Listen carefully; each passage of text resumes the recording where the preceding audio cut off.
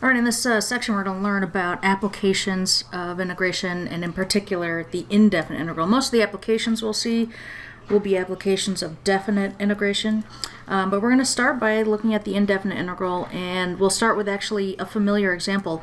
You might already remember back from chapter 3, I think it is, that when we looked at displacement, velocity, and acceleration, if I differentiated displacement with respect to time, that gave me velocity, right? Velocity is a rate of change of displacement. And if I differentiate velocity with respect to time, I get acceleration. Acceleration is a time rate of change of velocity. So knowing that the integral and the derivative are inverse operations of each other, I can just go backwards. If I have acceleration as a function of time, I can integrate that and get the velocity function. And if I have the velocity function, I can integrate with respect to time and get the displacement function. And that's what this says here in Theorem 16. So we'll start with a simple example here. They don't even give us any units in this one, but they give us an acceleration function. A is equal to 8t. We're going to find the expression for velocity. And then note that they're giving us some information here. Given that v is equal to 3 when t is equal to 1, that's going to be really important because this is, of course, an indefinite integral. Velocity is the integral of the acceleration function, so we're going to integrate the function 8t with respect to time. And when we integrate, we introduce a constant of integration. So we get 4t squared plus c. It is absolutely critical that we remember the constant of integration. Because now we're going to find what c is, and we're going to do that using this added information they gave us. So v is equal to 3 when t is equal to 1, and that means that we can plug those in.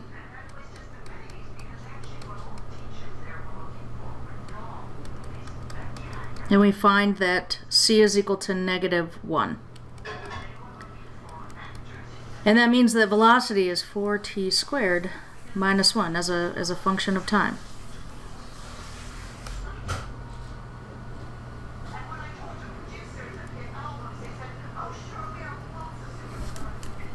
All right, so now we'll look at a slightly more interesting example. Consider an object under the influence of gravity. Acceleration due to gravity is -32 feet per second squared, assuming that our units are in feet. You might also be just as likely to see acceleration at -9.8, and that's meters per second squared. So pay attention to the units in a problem so you know what acceleration function to use if gravity is what's driving the bus. So we have acceleration due to gravity. Our units are in feet, so we're at -32 feet per second squared. Negative means it's indicated downward, or indicates that acceleration is directed downward. We're going to get an expression for the velocity of an object under the influence of gravity if v is equal to v naught when t is equal to 0. So just a general, like if we don't know what the initial velocity is, we're just going to call it v naught. What is its velocity as a function of time? Assuming that it is only under the influence of gravity. So our acceleration function is -32. We know that velocity is the integral of acceleration. The negative sign here is going to be really important. We get -32t plus a constant.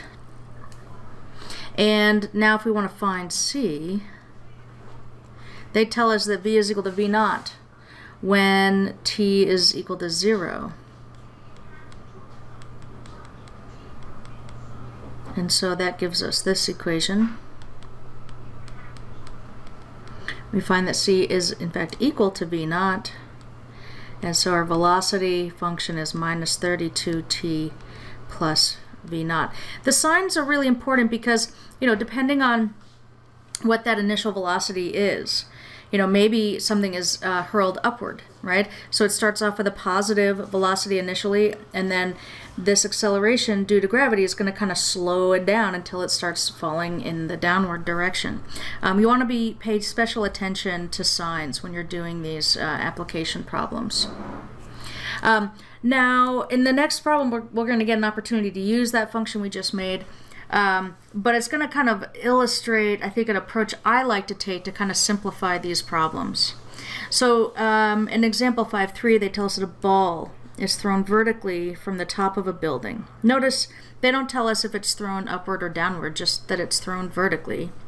This building is 200 feet high, and we know that it hits the ground 5 seconds later. We want to know what was the initial velocity. So the way I like to approach these types of displacement, acceleration, velocity problems is often I just make a little sketch. It's really very simple. And I'm just going to figure out, I'm going to write out what's happening in the beginning and what's happening at the end. So at the start, this is the moment we kind of start the clock, right? So time is 0. And what's happening when we start the clock, this ball is thrown. So the instant that the ball leaves the thrower's hand, that is when gravity takes over, right? It is at that moment that acceleration due to gravity is the main player for this whole scenario. So the clock has to start at the moment that the ball leaves the thrower's hand. And at that moment, this person is on the top of this building, so displacement is 200 feet.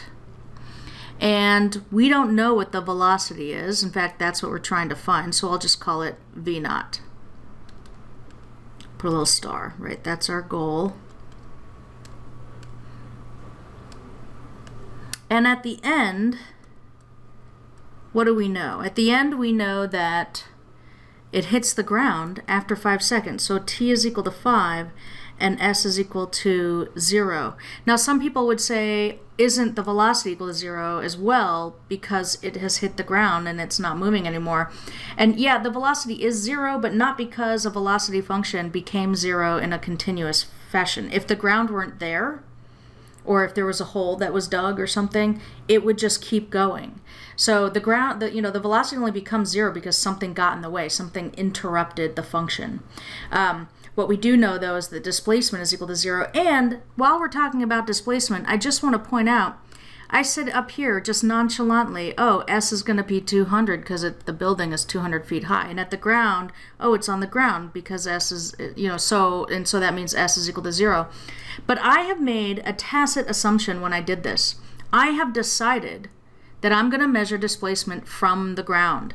Displacement is always in terms of something, like in reference to something, right? So I could have measured displacement from the top of the roof, the top of the building if I wanted to, and said that s starts at 0 and ends at negative 200 or something. In these gravity problems, I always measure displacement from the ground. It gives me a standardized way to approach these problems. And you don't have to do that, but it's something that has helped me figure out these problems in the past. So I know these instances of values, right? I know when at time 0, s is 200, v is v0. At time 5, s is 0. And what happens in the middle, what governs everything that happens from the moment the ball leaves the thrower's hand to the moment that it hits the ground, is that acceleration due to gravity is negative 32 feet per second squared. I'm using the negative 32 here and not negative 9.8 because my units here are in feet. So from example 6.2, just what we just barely did up there, I know that the velocity function is going to look like this, minus 32t plus v0, and v0 is what we want to find.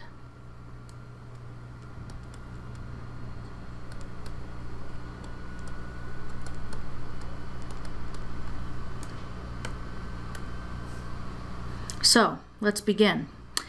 This problem is all about the displacement.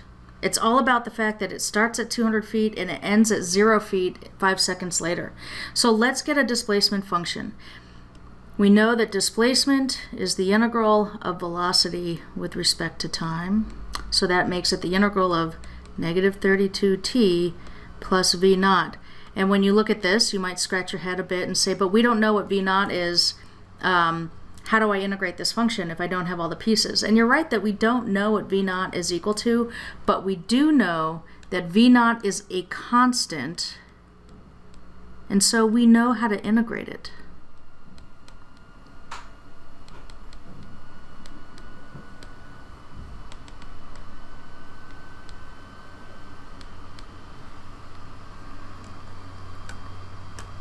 So when we integrate this as a function, we get negative 16t squared using the power rule plus v naught t, right? A constant, you integrate a constant, you get the constant times the variable, and then plus some constant of integration. Now we have these two unknowns in here, right? V naught and c. One of these we can find right away, and one of these we can find right away by using this information up here. I know that when t is 0, s is 200.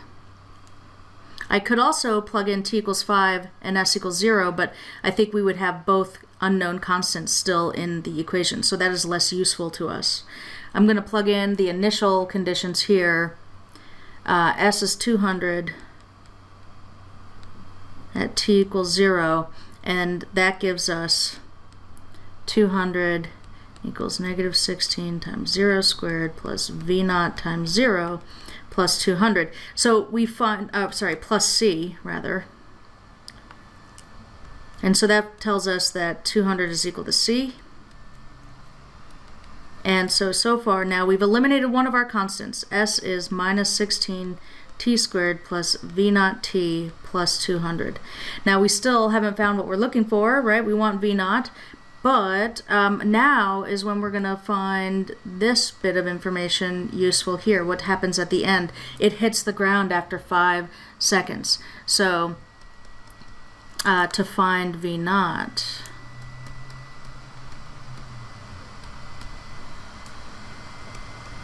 use s is equal to 0 at t equals 5, and that gives us the following.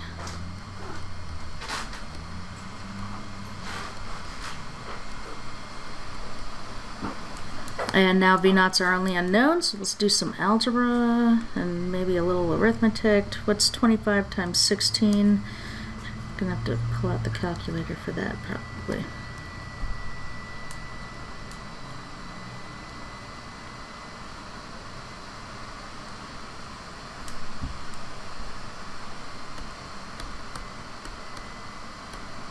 Okay, so we get negative 400 plus 5 v naught plus 200.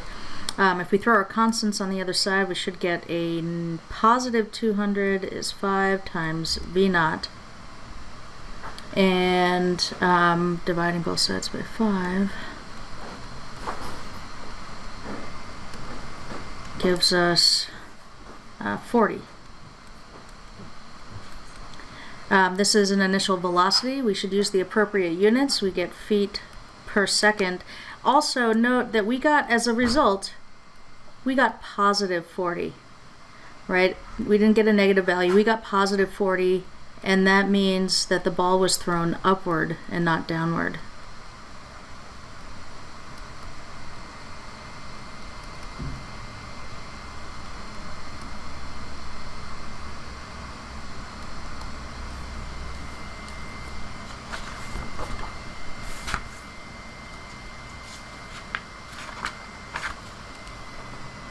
Okay, so let's do another one here. They give us, they talk about, what do we have, a hoist mechanism here, raises a crate. They give us an acceleration function.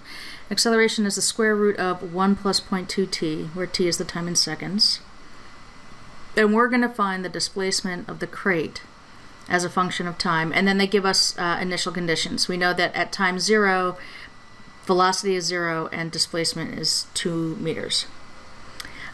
So they're starting us at acceleration, and they want us to find displacement. We're going to have to integrate twice, right? Integrating acceleration will get us a velocity function, and then integrating the velocity function will get us displacement. So let's begin. Let's start out with finding velocity.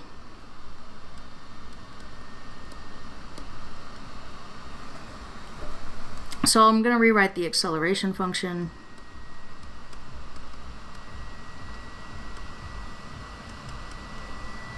And And I know that velocity is the integral of acceleration with respect to time.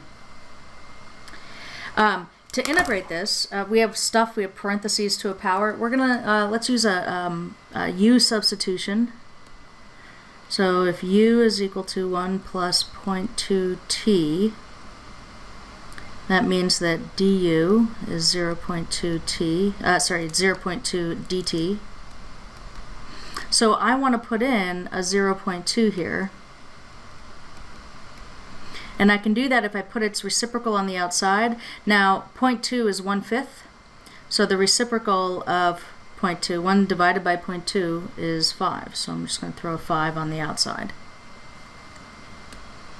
So now we have v is equal to 5 times the integral of u to the 1/2 du.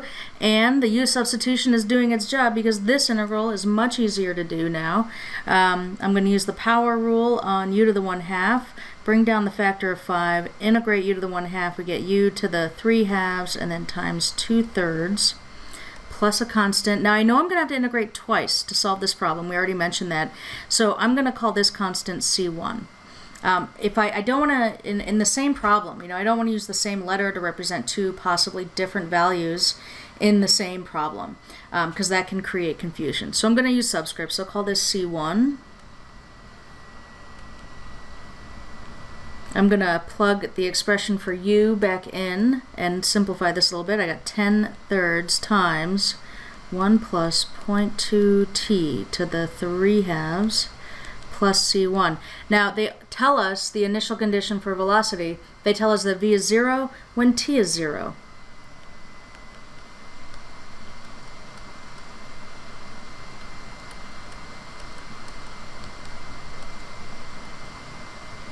So when t is 0, that's just 1 to the 3/2, which is of course 1. And we get that c1 is equal to a negative 10/3. And our velocity function is 10/3 times 1 plus 0.2t to the 3/2 minus 10/3. So we're partway done this problem. They asked us to find displacement, and we've got to velocity. So we've got it about half done, I guess. And now we can start. Now we can start the process to find the displacement.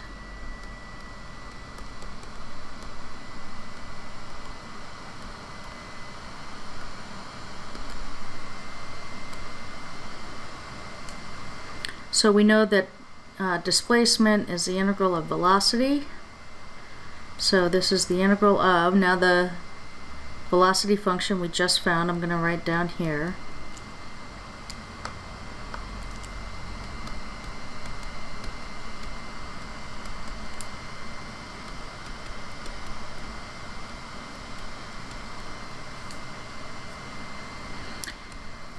And there's going to be a couple of things we want to do. First, we'll just note that we are, we've got two terms here, right? I'm subtracting two terms. One of the terms involves parentheses to a power, and the other term does not. So I'm actually just going to split up this integral over the subtraction. And while I'm at it, I'm going to grab this factor of 10/3 and take it out of the first integral. So I can rewrite this integral. It will look like this. 10/3 integral 1 plus 0.2t to the 3/2 dt minus the integral of 10/3 dt. Now, in order to do this first integral, the second integral is the integral of a constant, and I'm not worried about that. The first integral, I've got parentheses to a power, and we're going to want to use a u substitution, but the same u substitution will work just fine, right? So I'm not even going to write it down separately. We're going to use that same u substitution. That means I still need a factor of 0.2 to end up with my du, and so I'm going to compensate with its reciprocal, which is 5 on the outside. So now I've got 50/3 on the outside, integral u to the 3/2 du. Minus, I'm subtracting this other integral, I'm going to bring that down with us. Now this is still an integral with respect to t. We haven't made a substitution there. Now we can integrate. And using the power rule on u to the 3/2 gives us u to the 5/2 times, let's see, 2/5 minus, this is the integral of 10/3, so that's 10/3 t. And now I'm going to add my second constant. I'll call this one c2. I'm going to simplify. 5 goes into 50 10 times, and then throw the expression for u back in. So we have 20/3 times 1 plus 0.2 t to the 5/2 minus 10/3 t plus c2. So this is our displacement function so far. The only thing left to do is to figure out what c2 is, and to do that we can use the initial condition they gave us. They said that s is 2 meters when t is 0 seconds. So let's finish this up.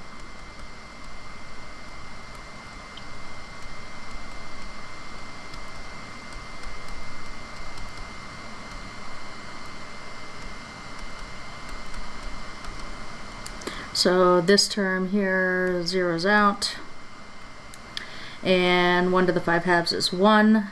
So c2 is 2 minus 20/3, which is equal to negative 14/3. And now we know our displacement function.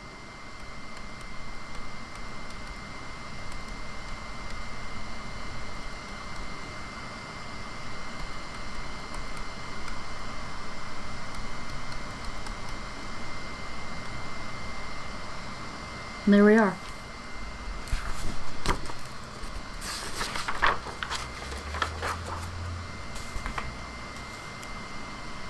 Right, the other type of problem we're going to look at, the other type of example is voltage across a capacitor.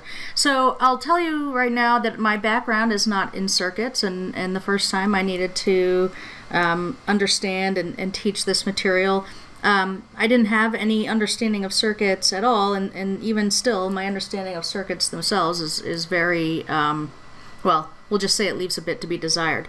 But I do understand how to use these formulas. I do understand what it means to say that charge is the integral of current with respect to time.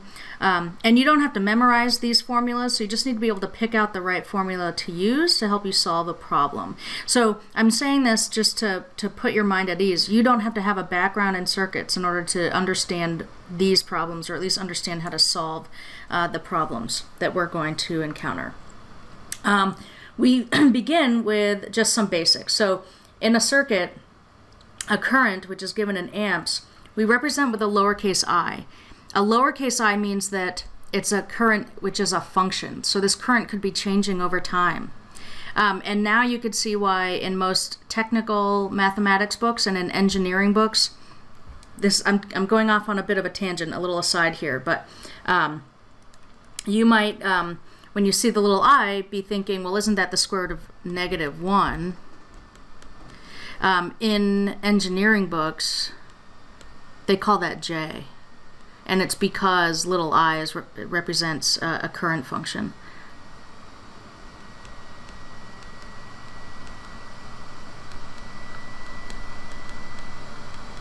So anyway, that's just bonus material, nothing that you need for this section. So little I is a variable current, and Q is a charge. Its units are in coulombs, and the current is the time rate of change of charge that passes a given point in the circuit. So it's a time rate of change. The current itself is a derivative of charge with respect to time, and if I start there,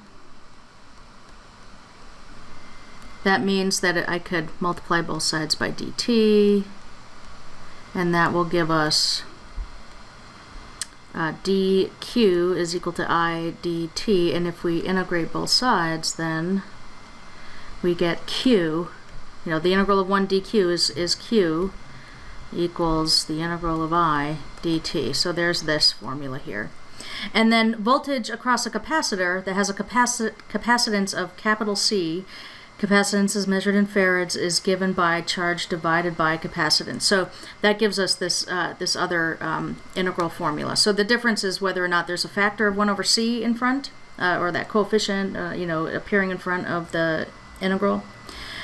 And it'll be pretty clear, given the context of a problem, which of these formulas you need to use. It'll either make reference to a capacitor or it won't. It'll either ask about voltage or ask about charge. So it'll be pretty clear, I think, in context, which of these formulas you'll be looking for.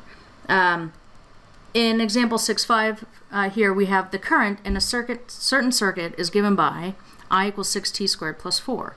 So, okay, they've given us a current function. We want an expression for the amount of charge Q that passes a point in the circuit as a function of time, and then they tell us assume that charge is 0 when t is 0. Find the total charge that passes the point in 2 seconds. They're specifically asking about charge. They make no reference to a capacitor or ask about voltage. So we're looking at using the first integral formula. They gave us the current function.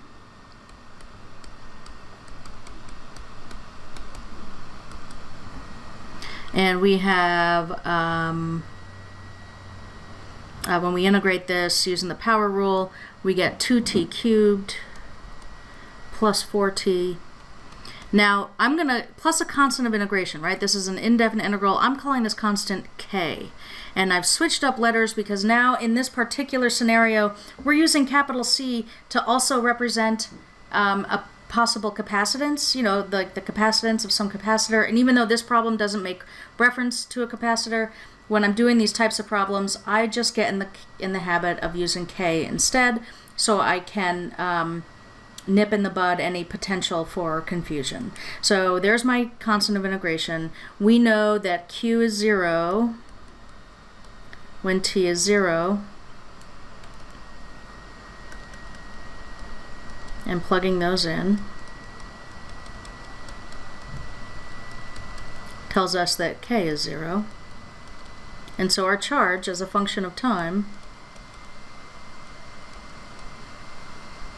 is just 2t cubed plus 4t. There's our charge. And then they said, determine the total charge that passes in the point in 2 seconds. So we just found a function that gives the total charge that passes a point in t seconds.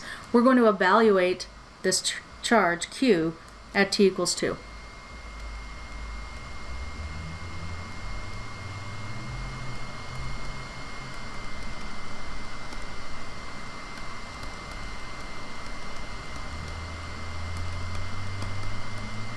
So 8 times 2 is 16, plus 8 is 24, and this is 24 coulombs, which coulombs is abbreviated with a capital C, so we've got capital C used all over the place in this type of problem, in this type of area. So all the more reason to use K as our constant of integration. Okay, let's try another one. In the beginning, right here, right out the gate, they say a capacitor has a voltage of 100 volts across it. Right away, I know I'm going to be using that other integral formula. They're talking about voltage, and they make a reference to a capacitor. At this instant, a current as a function of time given by 0.06 times root t is sent through the circuit.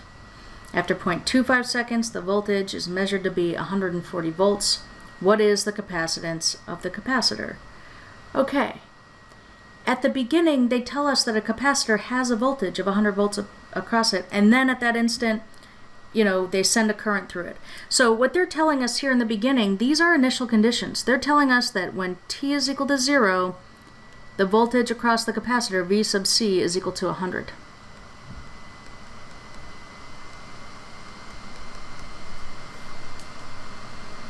And that's the moment that the clock starts, because that's the moment when the current is sent through the circuit. So I'm going to start off here as our formula, 1 over c integral I dt. And note that they said, what is the capacitance of the capacitor? That is what they want us to find. That's our goal. We want to find the value of c. So we're going to start by getting voltage as a function, and then we'll go from there. So this is 1 over c times the integral. I is 0.06 times the square root of t, which I'm just going to write as t to the 1/2 dt. I'm going to yank out this constant factor of 0.06.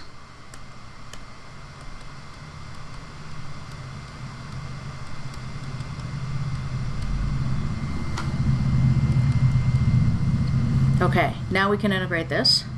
So I get 0.06 over c times, if I integrate t to the 1/2, I get t to the 3/2 times 2/3, and then plus a constant of integration, plus k. 2/3 times 0.06 is 0.04. So far this is what we have for the voltage across the capacitor. There's an unknown capacitance there and also the unknown value of K, but they tell us that V is equal to 100 when T is equal to 0, and I think that'll allow us to solve for one of those unknowns.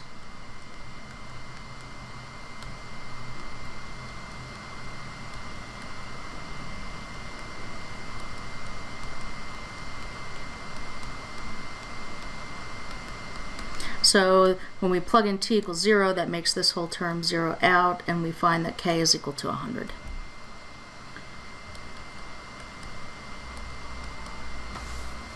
Okay, so our voltage function so far is 0.04 over c times t to the 3/2 plus 100.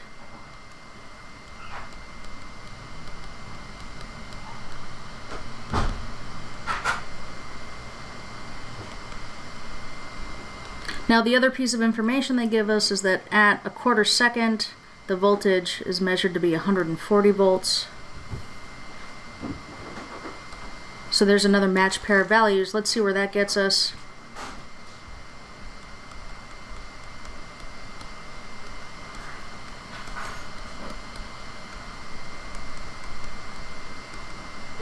Oops, I'm going to leave the units off in the equation itself, just for simplicity.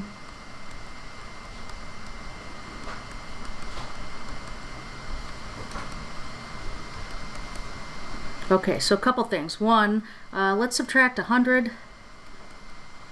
Just get all the constants on the left side. So 40 is equal to, now 0.25 to the 3/2 I think is 0.125. 0.125, and then we're going to multiply that by 0.04. And we get 0.005. I want to solve for c. C is in the denominator, so I'm going to multiply both sides by c to get it out.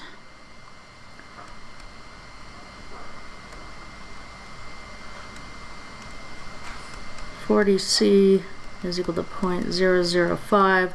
Divide by 40.